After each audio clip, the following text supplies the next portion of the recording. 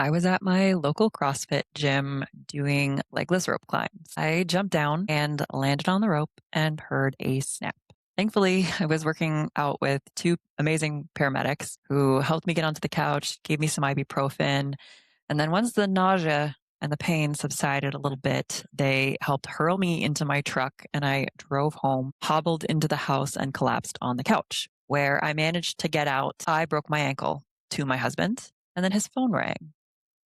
About 3 minutes later, he said that he had to leave for work immediately. He was being deployed for 3 to 4 months. And I begged him to run to the store and grab me some crutches, which he did, and then came home, packed a bag, and left. I drove myself to the hospital for x-rays and then came home to an empty house and a new puppy. Our house was on the market for sale.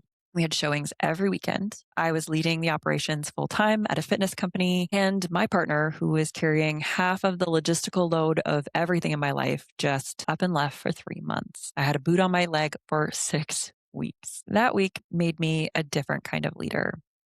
This episode is about what I did inside that week, what it taught me about how I had been operating, and what I'm building today because of it.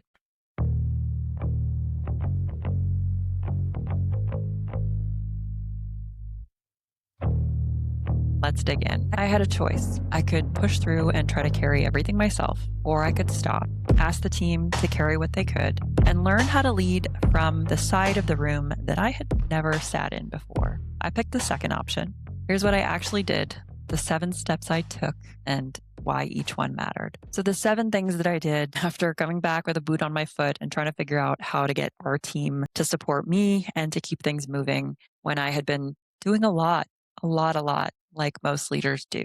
The first thing I did was call a team meeting. I brought everyone together and laid out what had happened, broken my foot, and I wasn't going to be able to do it all. And this was an opportunity for us to come together, support me and support one another, just like we do all the time, but also an opportunity for us to fix up some of the operations and the workload that needed some addressing and help us all just be better people and better leaders and better team members. Number 2 was workload reviews. I took a look at every single individual on the team, including me, what they were doing, what their capacity looked like, the tasks they had on their plate, their priorities, and what I knew about their lives and the things they were balancing. This gave me a really clear picture of the whole team, the strengths, weaknesses, areas of opportunity, and where there might be some leverage or some shifting we could do to reprioritize things so that we could work together and we could get through these next 6 weeks. The next thing I did was hold one-on-ones with every individual on the team. This is where I was really honest and open, asking, tell me about your workload, the tasks that you have on your plate,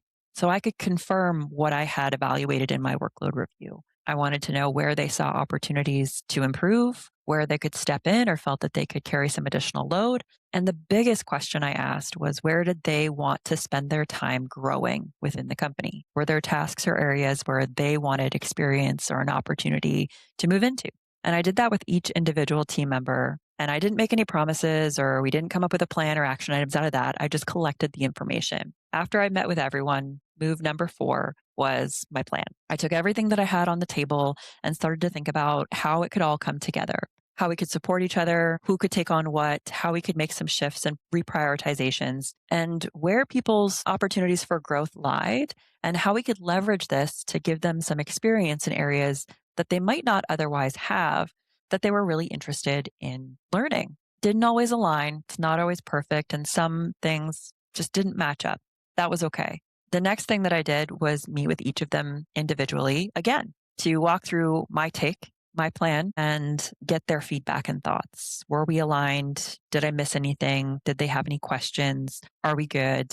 And that's where we made a commitment and came up with action items. Pretty much everyone was on board. We had some conversations and had to make some last minute switches, but overall it was pretty steady because I had taken the time first to do the workload review and then met with each of them to validate that information and get any additional insights. Step 6 was back briefing. This is where 24 hours later, I had each of them send me an email with what they had understood about our conversation, what their commitments were, what their next steps were going to be, so that I could verify they understood it and everyone was clear. It was a really simple email. I gave them the structure that I was looking for, and that helped ensure that everyone committed, knew exactly what was expected of them, and gave me a lot of confidence in the team moving forward. And the final step, step 7, was our weekly rhythm. I met with each individual team member for 15 to 30 minutes every week, which I was already doing, but there was a little bit more intention here in these meetings. Previously, they had been more, let's have a coffee chat, see how things are going, how can I help? This was more of an evaluation of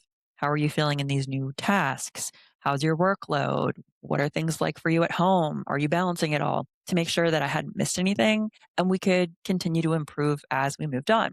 The other thing we did was we became a little bit more intentional with our team meetings. I had everyone share their new learnings and lessons from the work they were taking on or the shifts they had made, where they saw opportunities for improvement, things I might have been missing as well, and what we were learning from this whole process. And that got us through those 6 weeks pretty seamlessly. Now, of course, like any business, there were bumps and things that came up, but because we had done the hard work of meeting, validating, committing, and continuing to ask good questions and stay aligned, we were able to work through all of that pretty seamlessly. And even after my boot came off, we were running like a well-oiled machine. And I got to spend more time doing the things I should have been doing as a leader and less time in the nitty gritty. That allowed us to actually set up new team members for success, help team members who'd been with us for a long time do more of the things they wanted to do and grow, and start working on career paths and progressions that we hadn't been really intentional about in a small company. Now, I came out of that with a new understanding of the leader's role. The leader's job is to set the conditions for the team to operate, to hand them the context that they need, ask them what they need to grow and support them in that growth, and keep showing up intentionally with curiosity into the conversations that keep the work moving forward and the people aligned and collaborating. Fast forward, I was building a business unit inside a global company, and the pace was 60-hour weeks. I had teams across multiple time zones. I was traveling every month, and I had client relationships that I was holding personally. There was a list of decisions and work that went directly through me before they could reach the people doing the work. And I was producing growth, real fast growth, but it was a pace that I couldn't hold personally. And the thing that I didn't notice at first was that I had taken that muscle that I had built through deployments and I had pointed it at the wrong target. Surviving as the load bearer had become my default again. And that default was building a business unit that couldn't run without me. That recognition was the moment I started building LoyaltyOps differently. Here's what I'm focused on now, which is pretty different from before. I work out every morning. I meditate daily. I delegate. I treat relationships as the center of how I operate, which is still the same, but I just tackle it differently. I'm not the gatekeeper and the mover and the creator of things. I'm a steward of these relationships. We scope engagements tightly around what's actually needed for the client based off of a true diagnosis and what our team can truly deliver and is within our scope. We treat clients like the humans they are first, and we grow at a pace that allows us to keep showing up at our best. Now, my team works the same way. They show up mostly rested. They have their own personal priorities and wellness practices that they're focused on. They carry the load that belongs to them and know which decisions they own and which they don't. They know their daily behavioral expectations and how we do work here, what our standards are, and they bring their best self to work. And the work is better because of it. And what I mean by building for sustainability is it's the pace that honors the people. The growth follows naturally. Now, here's the thing that I didn't know and learned the hard way across my career.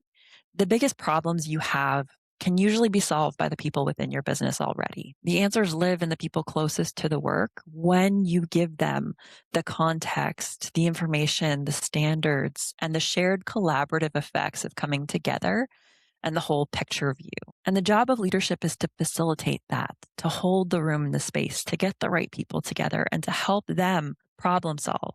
It's not for us to solve all the problems and hold everything together. The right people at the right time in the room define the problem, collaborate, propose solutions, create great plans, and work together to execute them. Now, this isn't an anti-AI proposition. I love AI. We use AI throughout the business in so many different use cases. It's a powerful amplifier. It helps us produce work faster, be more effective and efficient, source information faster than we ever have been able to before. The thing that we don't do with AI is outsource our thinking, our creativity, or our decision making. AI is a tool, but I know that the superpower of who we are and what we bring to the table is the people that are behind that AI, leveraging it. So the big lesson out of this is to recognize the importance of leadership and the true role that it has within a company. It's not to be the glue that holds everything together. It's to be the facilitator and the steward of your mission, your vision, your standards, and to facilitate your people coming together to solve the hard problems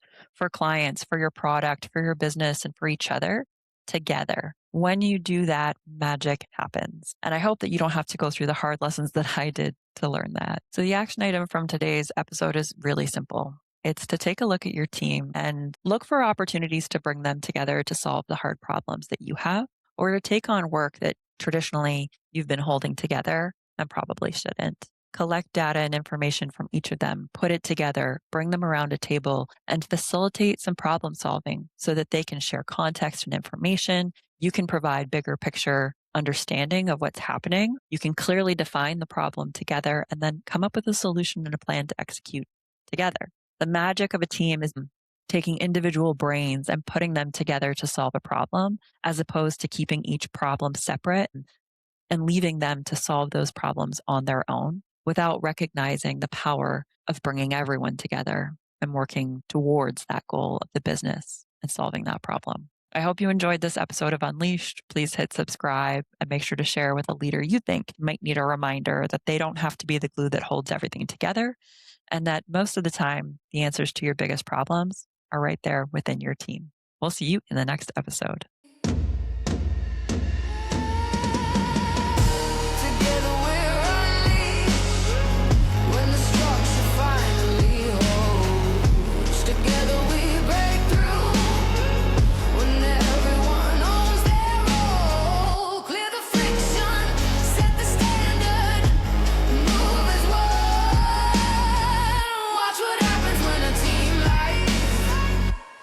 Finally one together unleashed.